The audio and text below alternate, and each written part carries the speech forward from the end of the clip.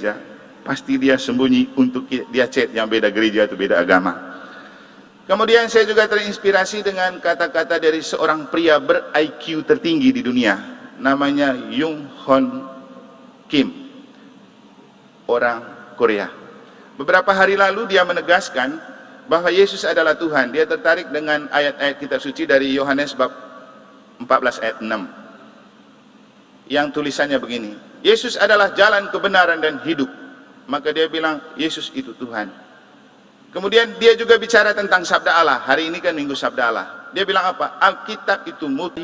Minggu pagi saya berkhotbah tentang kemistri anak domba Allah, ketika Yohanes menemukan Yesus sebagai anak domba Allah yang menghapus dosa dunia. Dan di minggu sore saya berkhotbah tentang kedalaman kedekatan Yohanes dan Yesus. Apa yang membuat mereka begitu sangat kemistri? Jawabannya karena mereka harimu ku tak bisa jauh darimu.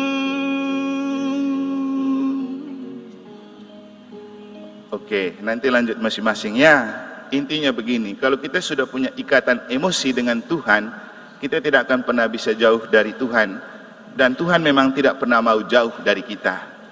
Itulah yang membuat Yesus walaupun kemudian dalam kondisi kepepet dan terjepit harus menyingkir ke Galilea, dia tetap menjadi cahaya.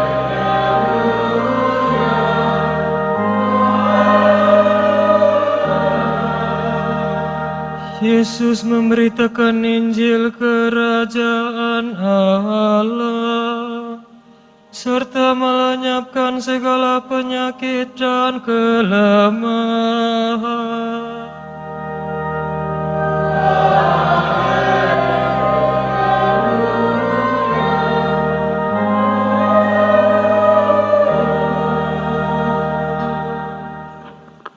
Tuhan bersamamu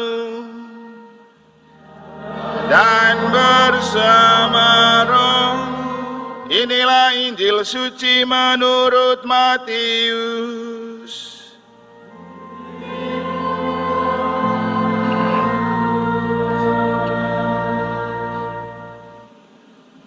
Ketika mendengar bahwa Yohanes Pembaptis telah ditangkap, Yesus menyingkir ke Galilea.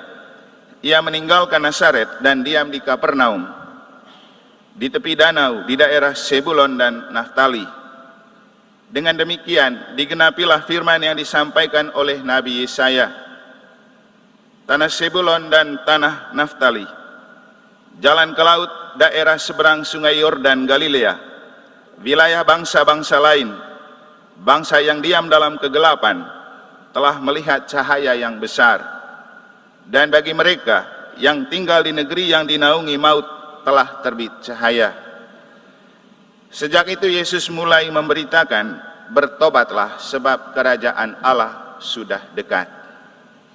Ketika Yesus sedang berjalan menyusur danau Galilea, ia melihat dua orang bersaudara, yaitu Simon yang disebut Petrus dan Andreas saudaranya. Mereka sedang menebarkan jala di danau, sebab mereka penjala ikan. Yesus berkata kepada mereka, mari ikutilah aku, dan kamu akan kujadikan penjala manusia. Mereka pun segera meninggalkan jalannya dan mengikuti Yesus.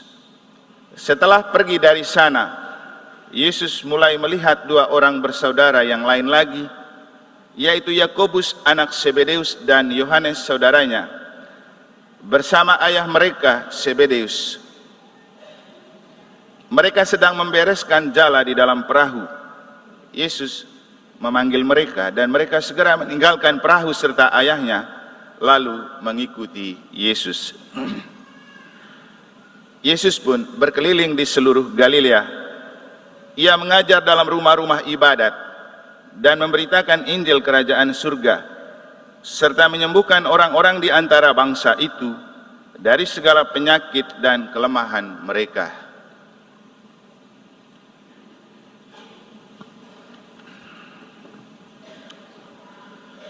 Demikianlah sabda Tuhan.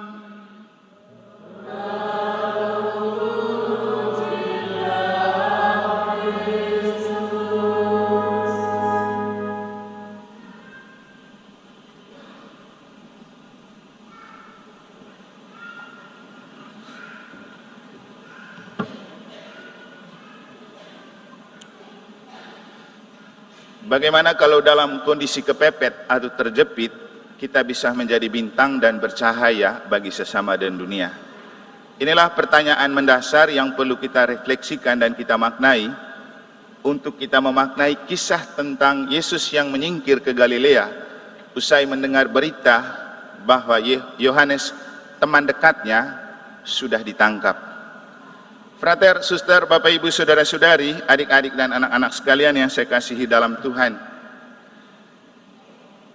Sebenarnya, bacaan suci pada hari ini itu sangat kaya. Karena hari ini juga Minggu Sabda Allah, baik juga untuk kita lebih dalam, mendalami dan memaknai bacaan-bacaan suci yang telah kita dengar. Inti dari 3 bacaan suci yang telah kita dengar itu berbicara tentang bagaimana kita bisa menjadi cahaya bagi sesama. Baik dalam kitab Nabi Yesaya, juga dalam surat Rasul Paulus, dalam bacaan kedua dan Injil. Masing-masing punya kekhasan dan bisa sangat kaya dan tidak cukup waktu misa ini untuk kita membahasnya. Kita juga bisa merasa perlu untuk memaknai kata-kata dari Santo Paulus dalam bacaan kedua. Apakah Kristus itu terbagi-bagi, dikelompok-kelompokkan? Ini sangat aktual dan relevan karena seringkali kita hidup dalam kelompok-kelompok tertentu.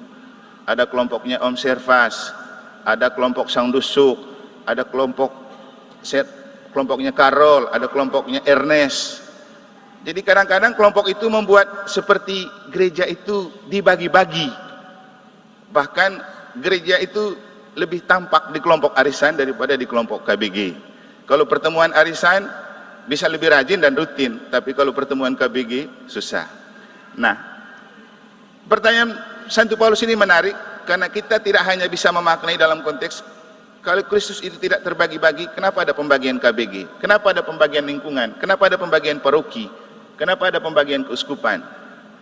Dan yang lebih seru lagi, kenapa banyak gereja? Kan Kristus cuma satu. Kalau semalam tuh saya sempat bertanya begini, mungkin di antara kita ada yang pernah atau juga mungkin sering ke gereja lain. Dengar nggak kalau ikut di gereja lain itu ada lagu kudusnya? Kira-kira siapa yang sering ke gereja lain ya? Adakah OMK? Ada. Saya dengar ada beberapa anak-anak sekolah dan anak-anak OMK yang gemar sekali ke gereja lain. Itu mengingkari kesatuan Katolik. Tapi tidak kita bahas tentang itu, biar OMK-nya tidak nyut-nyut, karena di antara mereka juga ada yang cinta beda gereja ya. Sehingga tidak ke gereja Katolik tapi pergi ke gereja lain. Untuk hal itu Anda bisa temukan jawaban dalam khotbah tadi malam. Nah, sekarang saya ingin mengajak kita untuk lebih dalam memaknai ketika dalam kondisi kepepet dan terjepit, bagaimana supaya kita bisa menjadi bintang dan tetap bercahaya. Kalau dalam dunia sepak bola, hal seperti ini kita bisa temukan dalam diri siapa? Yang jelas bukan Ronaldo, tetapi Messi. Messi itu kalau dijepit dan dikepung oleh banyak orang, dia pasti akan tetap bisa keluar dari zona itu dengan kelihayannya. Jadi dia tetap akan menjadi bintang dan bercahaya. Kalau Bapak tua satu kan cepat kandas, dia tidak bisa gocek kan? Ya observasinya. Ronaldo tidak bisa gocek, hanya bisa lari kencang tuh. Jadi keluar dari keterjepitan. Saya pikir ini juga mengingatkan kita akan Piala Dunia 2022 ketika Argentina dalam kondisi terjepit setelah dikalahkan oleh Arab Saudi. Bagaimana mereka bisa keluar sebagai cahaya dan terang sampai akhirnya mengangkat trofi Piala Dunia. Nah, ini pertanyaan penting Bapak Ibu. Dalam hidup kita sering berada dalam kondisi terjepit, tak berdaya, tersingkir, atau membuat kita merasa terisolasi. Tapi bagaimana kita bisa mengeluarkan kebintangan dan terang di tengah keterjepitan hidup atau keterhimpitan hidup?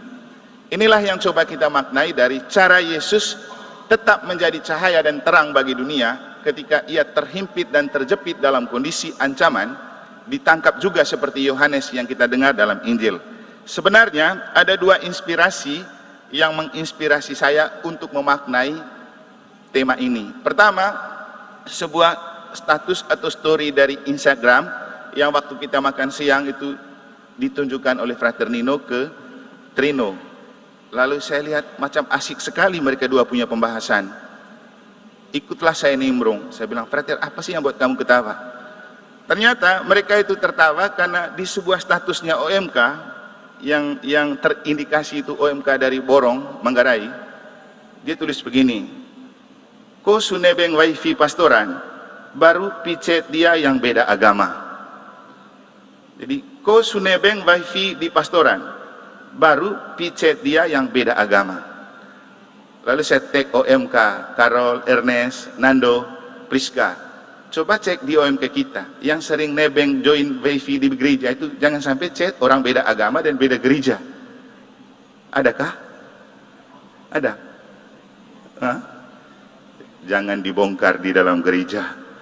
Pokoknya setelah ini kita lihat siapa yang sembunyi-sembunyi chat di gereja, lalu pakai wifi gereja, pasti dia sembunyi untuk dia chat yang beda gereja atau beda agama.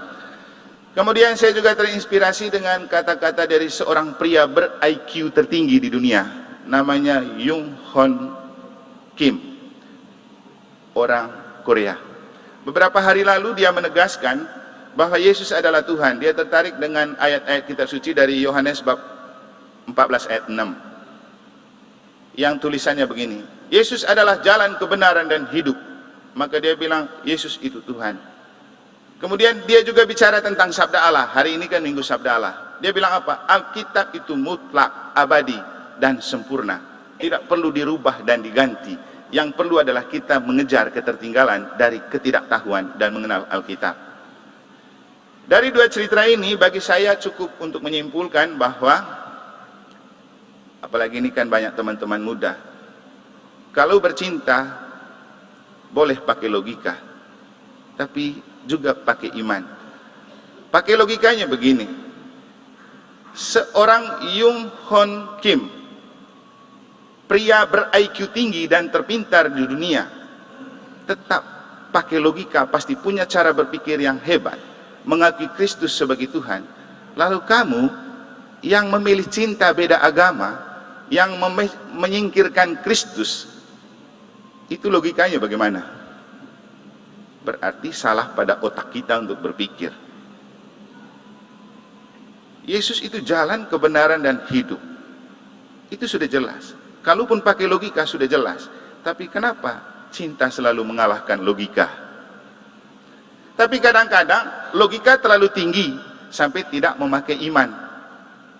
Maka sebenarnya kita orang Katolik itu dalam hidup beriman memakai prinsip Santo Thomas Aquinas, fides et ratio, beriman dan berakal budi. Artinya kita percaya pada Tuhan, jangan lupa pakai akal sehat. Kita berpikir tentang Tuhan, jangan lupa pakai cahaya iman, karena iman itu lumen fidei, cahaya.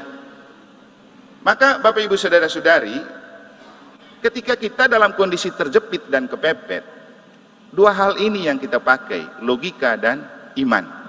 Kita pakai otak, tapi pakai juga iman. Otak untuk berpikir jernih, iman untuk memutuskan sesuai dengan rencana dan kehendak Allah. Nah, inilah yang dibuat dan dipakai oleh Yesus ketika ia dalam kondisi terjepit karena teman dekatnya Yohanes itu sudah ditangkap untuk dibunuh. Bagaimana dia berpikir? Maka dia berpikir lebih baik jangan muncul di publik, dia menyingkir ke Galilea. Ini sebuah penyingkiran, tapi justru di Galilea dia moncreng, menyala, dia bercahaya. Karena apa? Dia pakai logika, tapi juga diterangi oleh iman. Iman apa? Bapa selalu memberikan yang terbaik untuk menjaga dan memeliharanya. Karena itu yang paling penting adalah hidup seturut kehendak Allah, bukan seturut kehendak dan kemauan sendiri. Adik-adik OMK dan Bapak Ibu Saudara-saudari, dalam bercinta, kadang memang kita pakai logika, tapi seringkali jarang pakai iman. Dalam hidup seringkali kita pakai logika, tapi kita kurang pakai iman. Padahal iman itu kekuatan yang paling utama. Dan kekuatan utama iman adalah menjaga kemistri, kesatuan kita dengan Bapa, Putra, dan Roh Kudus. Bahkan bisa menjaga kesatuan kita dengan sesama. Kalau kita masih ingat khotbah minggu lalu, di hari Minggu pagi saya berkhotbah tentang kemistri anak domba Allah, ketika Yohanes menemukan Yesus sebagai anak domba Allah yang menghapus dosa dunia. Dan di Minggu sore saya berkhotbah tentang kedalaman kedekatan Yohanes dan Yesus. Apa yang membuat mereka begitu sangat kemistri? Jawabannya karena mereka bersatu dalam Roh Kudus. Roh Kudus yang mempersatukan mereka. Saat Roh Kudus mengandungi Yohanes Pembaptis dalam rahim Elisabet lebih dahulu 6 bulan daripada Yesus, lalu kemudian 6 bulan kemudian Roh Kudus mengandungi Yesus dalam rahim Maria, dan ketika Maria mengunjungi Elisabet saudaranya, melonjaklah Yohanes Pembaptis yang ada di dalam rahim Elisabet. Ini sebuah konektivitas spiritual, kedekatan rohani, kedekatan emosi. Jadi Bapak Ibu, apapun bentuk pergulatan hidup yang membuat kita terjepit, terdesak, dan kepepet, satu, jangan lupa berpikir jernih, tapi jangan lupa bekerja dengan iman dan berjuang dengan iman. Orang kalau sudah sangat dekat, apapun kenyataan, bahkan jarak yang memisahkan pun tidak menjadi masalah. Bisa jadi kalau Yesus dan Yohanes Pembaptis adalah 2 orang muda yang hidup di zaman kita atau di zamannya slang, mungkin saja mereka akan menyanyikan lagu ini. Tapi juga bisa kita maknai, untuk kita memaknai hidup kita dimanapun kita berada, kemanapun kita pergi. Dalam iman kita pasti percaya bahwa kita tidak bisa jauh dari Tuhan, dan memang Tuhan tidak akan pernah menjauh dari kita. Kira-kira bisa ditebak?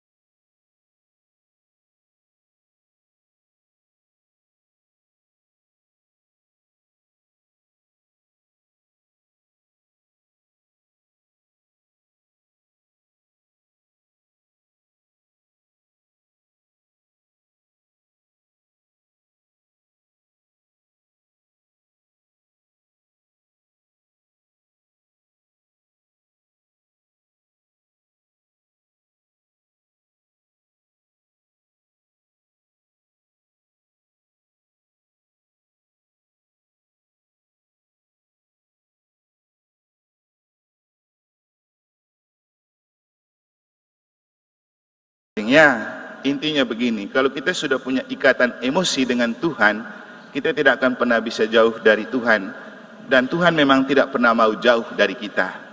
Itulah yang membuat Yesus walaupun kemudian dalam kondisi kepepet dan terjepit harus menyingkir ke Galilea, dia tetap menjadi cahaya dan bintang di sana.